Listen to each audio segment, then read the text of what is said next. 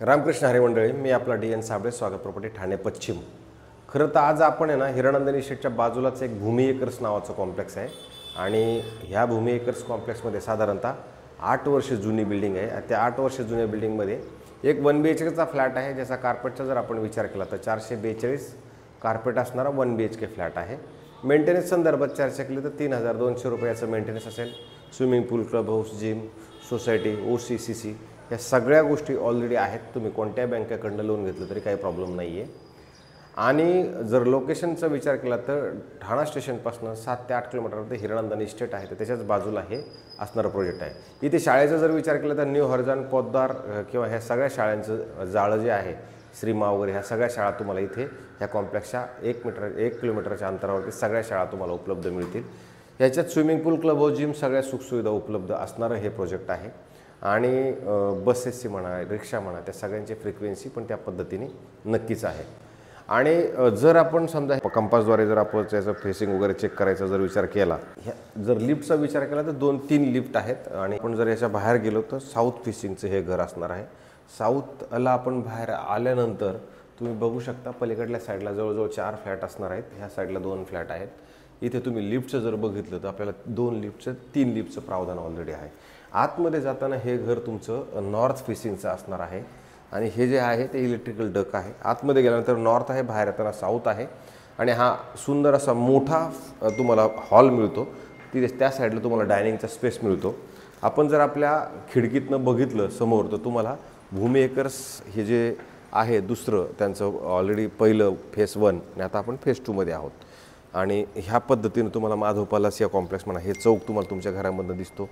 हिरानंदानीचं जे कॉम्प्लेक्स आहे त्याच्या बाजूला तुम्हाला दिसतंय त्या साईडला। तर अशा पद्धतीचं खरं तर हे असणार आहे। तुम्ही ते स्टँडिंग बाल्कनी म्हणून याचा ह्या छज्जाचा वापर तुम्हाला नक्की करता येईल। ग्रिल वगैरे फ्लॅटमध्ये लागलेला आहे।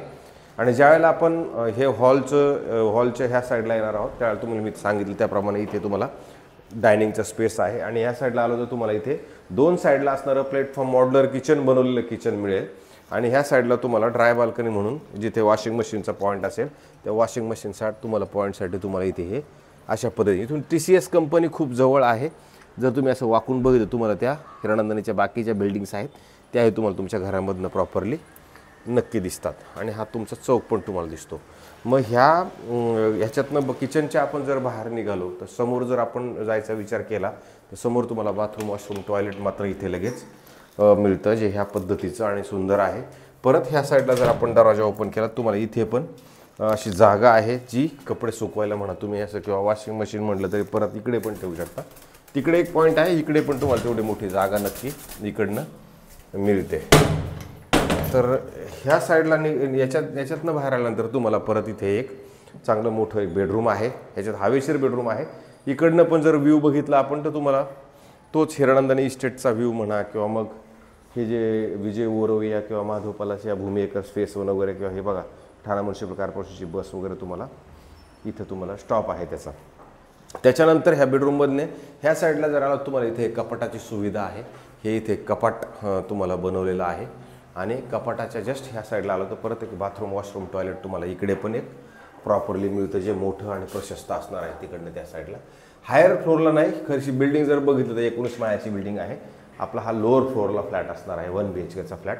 हे जे मालक आहे ह्या मालकाने आपल्याला कोट करताना 76 लाख रुपये कोट केलेले, याच्यासोबत एक आपल्याला पोडियम कव्हर्ड पार्किंग पण मिळणार आहे। अशा पद्धतीचा 76 लाखाला हा फ्लॅट आहे। जर हा फ्लॅट तुम्हाला बघायचा असेल तर आम्ही आपल्याला नक्की दाखवू हा फ्लॅट, कारण याची चावी पण आपल्याकडे उपलब्ध आहे। अशाच पद्धतीचे आम्ही नवीन रोज flat 1 BHK, 2 BHK, 3 BHK, 4 BHK अशा सगळ्या व्हेरिएशन्समध्ये फ्लॅट दाखवतोय। पण मला असं वाटते की ज्यावेळेला मी लो बजेटचं घर असतं त्यावेळेला त्याला जास्त कोणी बघत नाही, 1 BHK फ्लॅट कमी बघतायत। पण लोक कमेंट्समध्ये तर म्हणतात कमी बजेटचे दाखवा किंवा मग 1 BHK दाखवा किंवा 2 BHK दाखवा, पण त्याला व्ह्यूज मला असं वाटते थोडेसे कमी येत आहेत। तर त्याच्यामुळे मला वाटतं जास्तीत जास्त लोक आमचं चॅनल बघा, जेणेकरून आम्हाला पण काम करायला नक्की चांगली मजा येईल। त्याच्याचमुळे सांगतो की जास्तीत जास्त बघा। तुर्तास थांबतो मंडळी, रामकृष्ण हरी।